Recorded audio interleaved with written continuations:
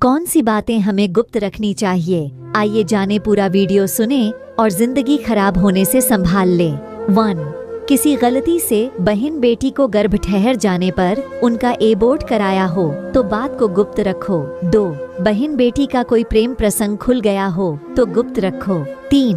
पति पत्नी की आपसी प्रेम संबंधी बातचीत या आपसी मनमुटाव की बात को गुप्त रखो। 4. बेटा बिगड़ जाए या शराबी जुआ हो जाए तो गुप्त रखो। 5. बेटा विदेश पढ़ने गया हो तो विदेश का सही नाम और उसका पता गुप्त रखो। दुश्मन विदेश तक पीछा करते हैं, चेक। प्रॉपर्टी के पेपर्स गुप्त रखो। नई प्रॉपर्टी खरीदी हो तो जब तक जरूरत न हो किसी को मत बताइए। आप विद्यार्थी हो तो भविष्य का लक्ष्य गुप्त रखो। 7. आप कहीं जा रहे हो तो गंतव्य गुप्त रखो, यहाँ तक कि बेटा बेटी की परीक्षा का केंद्र शहर गांव से दूर हो तो मत बताओ।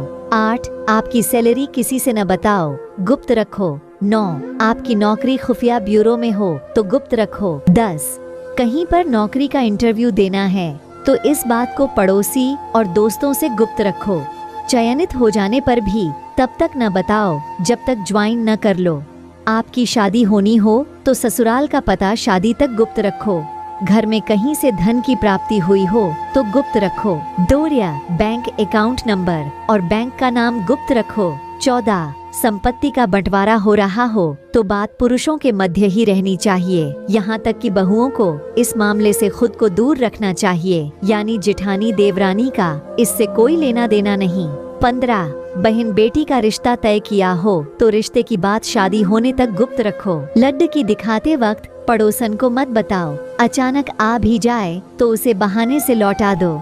लॉकर किस बैंक में है यह भी गुप्त रखो, इससे संबंधित सलाह भी बैंक मैनेजर के अलावा किसी से न लो। मैनेजर की उपस्थिति में भी लॉकर खोलने से बचो, जब वह अपनी चाबी लगाकर हट जाएं, तब खोलिए। घर में ज्वेलरी आई हो तो खास तौर से काम वाली बाई के सामने लेकर मत बैठो, काम वाली बाई को सहेली मत समझो। अपना मोबाइल नंबर केवल खास नजदीकी लोगों तक ही शेयर करिए, किंतु क्रेडिट डेबिट कार्ड का नंबर किसी से भी शेयर मत करिए। छोटे 12-14 की उम्र तक के बच्चे किस स्कूल और किस वाहन से जाते आते हैं यह बात भी गुप्त रखो। उनका वाहन अगर स्कूल द्वारा तय न हो तो ड्राइवर का पूरा पता नोट रखो। 20. कहीं भ्रमण पर कई दिन के लिए जाओ तो गुप्त रखो, बेहतर होगा ताले को एक छोटे कपड़े टॉवल से ढक कर जाओ। किसी पड़ोसी को भी मत बताओ कि आप कब लौटेंगे। घर में किसी को अगर कोई अति गंभीर बीमारी हो तो गुप्त रखो, बाहरी व्यक्ति की मदद केवल आपात स्थिति में ही लो। बच्चा फेल हो जाए तो इस बात को गुप्त रखो, वरना बात जाहिर होने का बच्चे की मानसिकता पर विपरीत असर पड़ी रहेगा। शादी हो जाने पर पिछले प्रेम प्रसंग बताने की जरूरत नहीं, आपने सुहागरात में ही अपनी पोल खोल दी तो उसके आगे जाकर गंभीर परिणाम होंगे और हमेशा ताने सुनने को मिलेंगे। पति के घर की बातें कभी मायके वालों को न बताओ। किसी गरीब को दिए गए दान की बात उजागर न करो तो किसी से कर्ज या उधार लेने की बात किसी को न बताओ।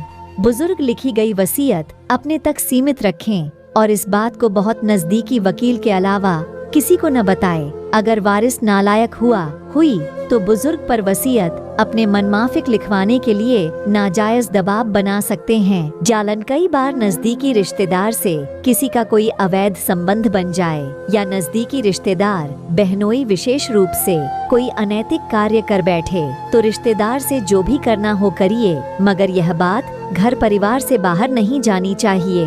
पुरानी कहावत है कि पति पत्नी को भी एक दूसरे के समक्ष पूरी तरह एक्सपोज नहीं होना चाहिए, मतलब समझिए।